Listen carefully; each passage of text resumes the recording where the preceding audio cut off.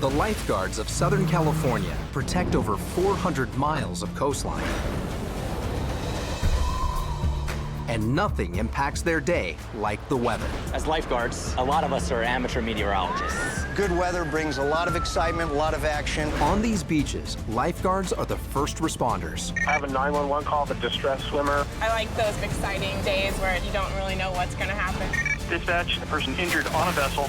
They are there to save you. They are there to lifeguard. San Diego has a weather pattern unlike anywhere else in America. With a Mediterranean climate to the north and a semi-arid one to the south, the city enjoys the best of both worlds. The northeastern Pacific High is what makes California have nice weather. These high pressures are like a big rock.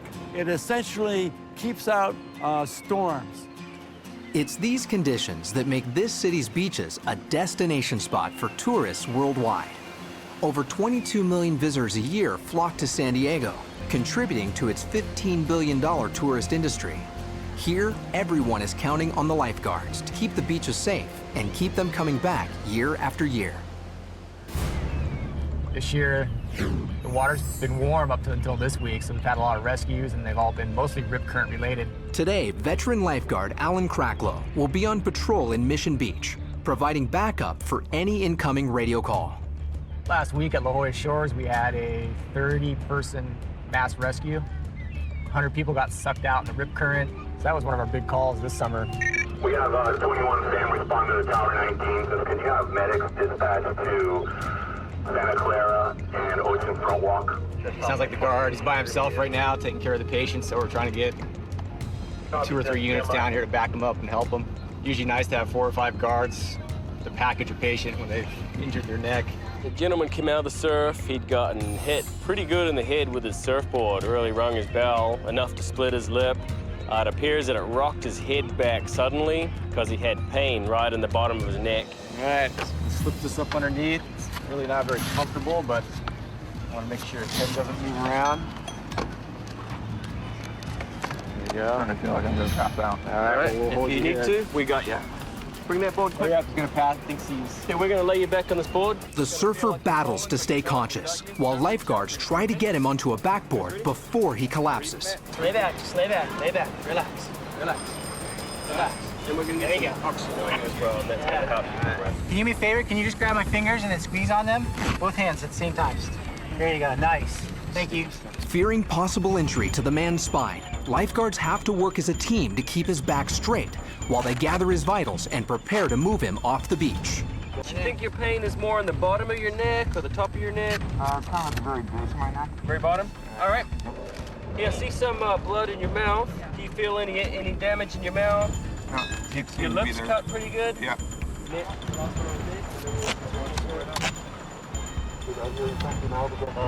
Dispatch from 21 Sam, medics are on scene, Santa Clara.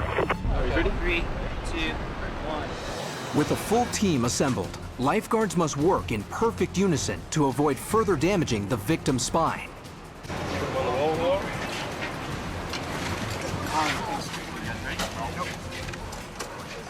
Any misstep during this phase could be tragic. He's going to go to the hospital. They'll keep him immobilized so there's no movement in his neck and no movement in his back. They'll take some x-rays, and he walked onto the beach. We want him to be able to walk again when he goes home tonight.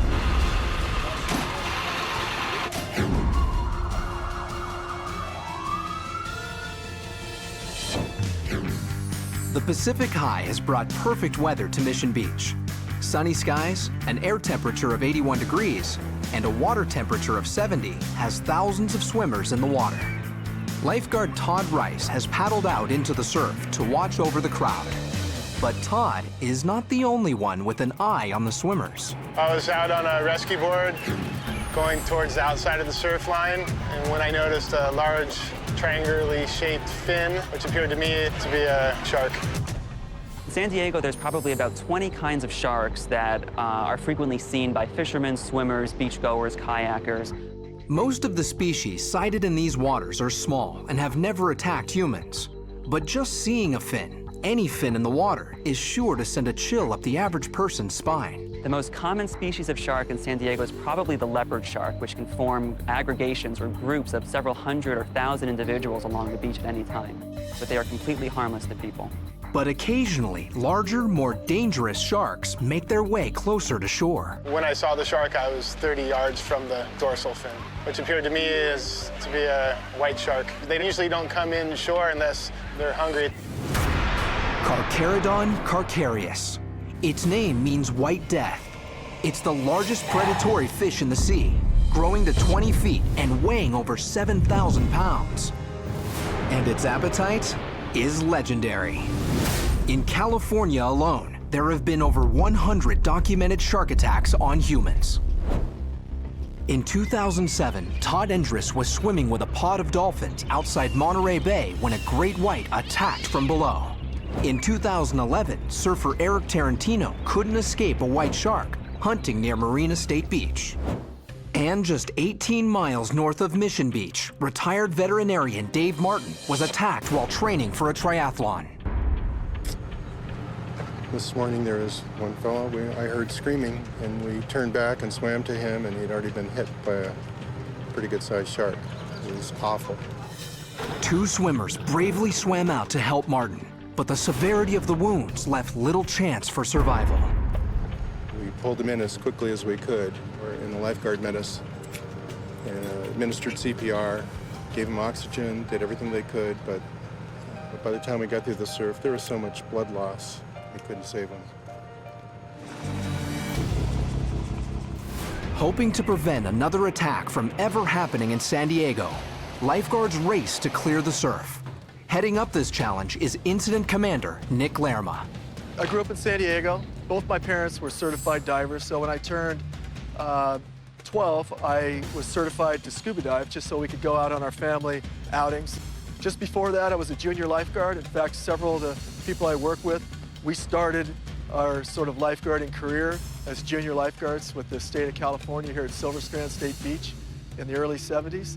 They taught us how to surf, how to skin dive, how to sail, and that's really where I was sparked and my imagination was captured. And from there, I sort of decided I wanted to be a lifeguard.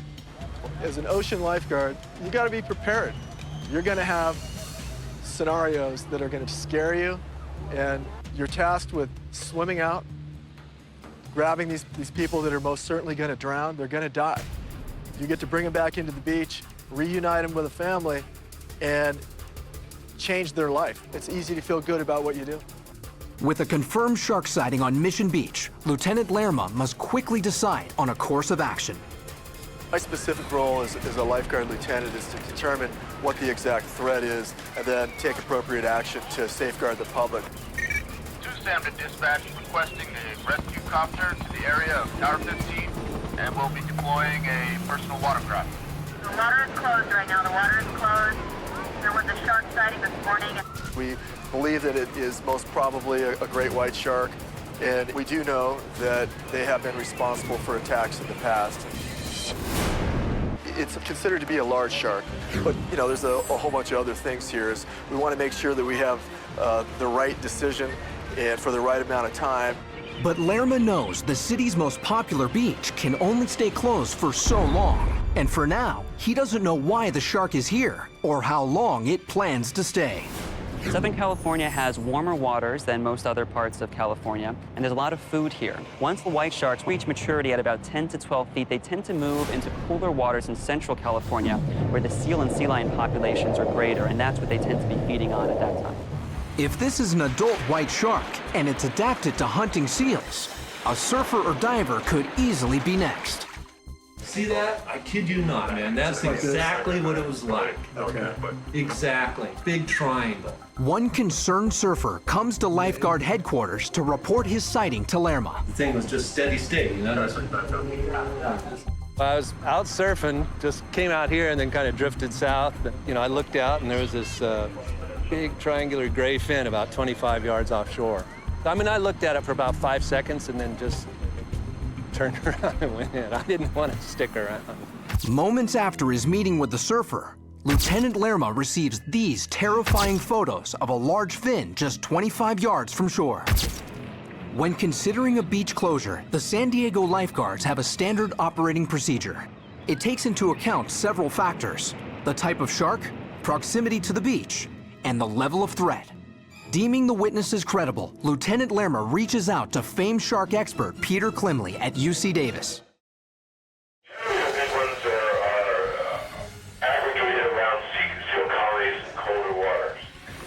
I was sent a photograph.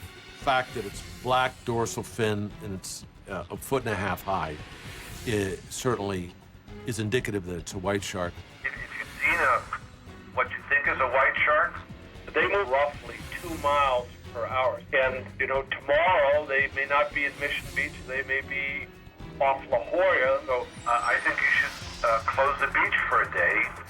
Okay. With Dr. Klimley confirming Lerma's decision, lifeguards quickly begin fashioning warning flags to mark the danger zone. For the next 24 hours, they close the beach 1 mile north of Tower 15, all the way south to the jetty. While Lerma attempts to avoid a feeding frenzy in the water, a media frenzy unfolds on land. At which time he's sighted a large dorsal fin. What action we've taken so far is to close the beach of anybody in the water. We have several rescue boats offshore that are also trying to see if the shark is somewhere we can see it.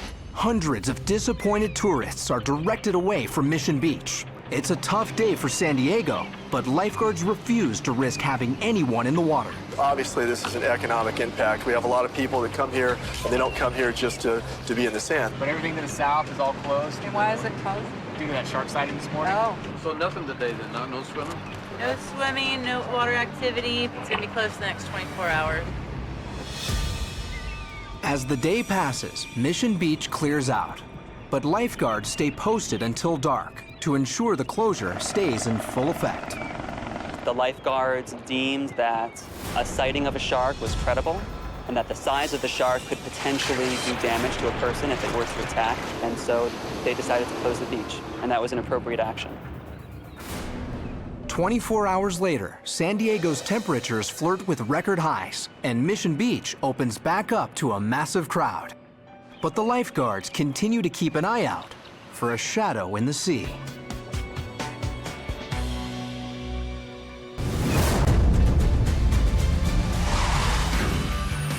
Long Beach, California is home to one of the busiest harbors in the world. Here, the average temperature during the summer is 81 degrees. And for the countless sailors, the wind speed averages almost 7 miles per hour. For Long Beach Fire Department lifeguard Robert Hamilton, You guys all right? this means all kinds of boats Hey, Nacho, how's it going? and all kinds of problems. Guys, hold up. Hold up, guys. Are we getting a ticket? Do you want one? We have life jackets for all the kids.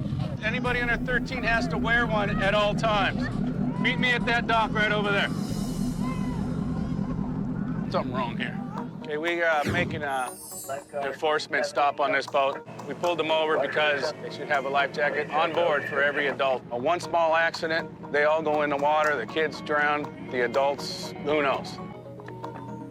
We're off the oceanfront on 16. We're gonna be on a vessel stop at Davies as well. Our job is to educate the public, not necessarily give them a ticket. Not everybody needs a citation. But sometimes they do need a citation in order for them to really take it to heart and understand. If we just let everybody go, then they just go and keep doing the same thing over and over and over. So we're going to talk to them and see what else they do or don't have. All right, we couple things. Need life jacket for everybody. Okay, sir, let me talk, please. First of all, this life jacket here is not a child's life jacket. If she falls in, that thing's going to come right over her, and she's going to go straight down, and that's going to come straight up. That's unacceptable. Okay, can you take this boat directly back to the dock? Yes, I can. Okay? We're going to follow you over there. Just follow me and give me all the tickets you want. Follow us. We will. Ticket meter down. Okay. I'm sure you will. We will meet you over there. Thank you. Seemed a little upset, a little agitated. I don't know what's going on. We get back to the dock, we'll step it up a little bit with them enforcement-wise. Robert follows the boater back to the marina I just watch a boat. and prepares to check into the driver's suspicious behavior. Obviously, you're agitated. Yeah, I'm very upset. Hey, because you pulled us over because I didn't have life jackets for the adults. Or the kids. The kids No, are the not kids all had life jackets on. No, okay, they didn't. They did. All right. They all had Sir, life jackets on. I'm not going to argue with you. You know, I'm sorry if I've been belligerent. I don't mean to be. Okay, got it. How much alcohol have you had today? None. Zero? Zero. I'm going to give you some tests right now. Do me a favor, stand up, please. I need an incident number for loading under influence. Anything that would affect this type of test whatsoever? Nothing. Hands together, feet together. I want you We to... didn't have life jackets. Certain part of this test is paying attention. Most of this test is following orders. You know, these are my neighbors. I got that. Right? I got that. You're embarrassing the out of me. Not real cooperative with us, so we're discussing whether what to do with him. I'm running him through a battery of tests right now for boating under the influence. If he passes, give him a citation, send him home. If he doesn't pass, he may end up going to jail tonight. Lifeguard Hamilton asks the boater to balance on one foot with his eyes closed. Foot off the ground, please.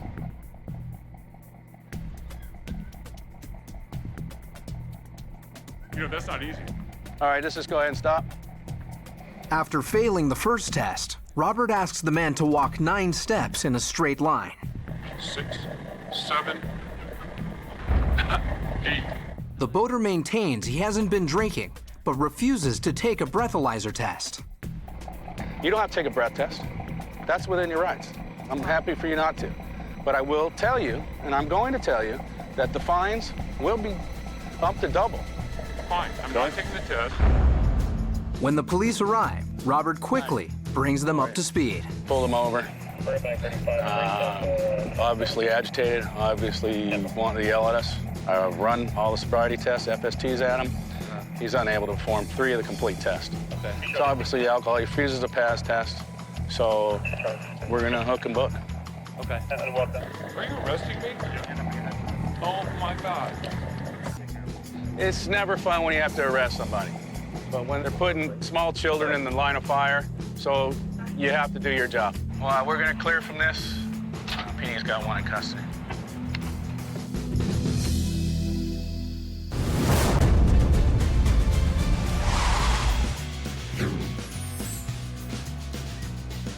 Huntington Beach is famously known as Surf City, USA.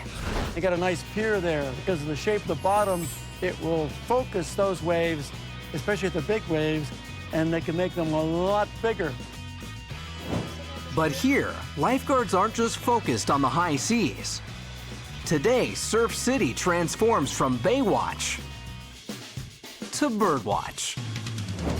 Huntington Beach has an average annual temperature of 68 degrees. That warmth, combined with an ample fish supply, make for a huge bird population. As the lifeguards here will tell you, more birds mean more problems. Might be able to just herd them into this. I don't think so. These are cormorants. They're ocean birds. They can dive underwater and stay underwater for like 30 seconds. It's normal for them to be in the surf line and stuff like that, but they don't usually let people get this close to them ever. This guy, you can tell when he walks there's something wrong with them. With birds or any animal that we find on the beach, we just try to contain them without hurting them. One for you. You get one, I'll get one. No, you're not gonna like this, but well, you gotta stop now. You know, a bird like this could probably be okay on their own, but not with packs of seagulls. If they get a hold of these birds, they'll tear them up. We try and get them to the help they need, and they'll come to eat fish another day. 2 miles to the north, Todd Bartlett is on a bird call of his own. How you guys doing? Did you get it? What is it? Oh, it is? Yeah. He's even got one here in his mouth. Oh my gosh. Let me snip this one. I've done enough time. Look at that one's all the way. Probably need the pliers for that. Yeah, here, I got some pliers right here. Got it. Okay. Yay. Oh. It's okay, little guy, it's okay. Got him? Yeah, I got him. I get the back side of it to push it through. Yeah, it's gonna be the bad one, but There, got it. Yay. Okay. Yeah, we're good, yeah. Are we Let's go. good? Yeah, let him go. Thanks to Todd and the concerned citizens, the bird is back on its feet, but not out of the woods. He's a water bird. He only can survive in the water. He cannot survive on land. So for me to leave him here, and have the seagulls attack them later. It's probably best if I take him to our wildlife center, and they could just diagnose him to make sure he's okay. Ready? Let's go. Hey, so how you doing? It's a Brent's cormorant. Super feisty. We pulled about 8 fish hooks out of him. The expert staff takes time to evaluate the bird and examine it for any previous injuries. Hooks were taken out? He had 2 in his mouth. Other than a slight temperature, the bird checks out well and will be returned to the wild as soon as it regains its strength. Well, thank you guys. All right. Appreciate it. It's nice to be able to help out nature. If you can help out the birds, it's always a, you know, it's a good feeling.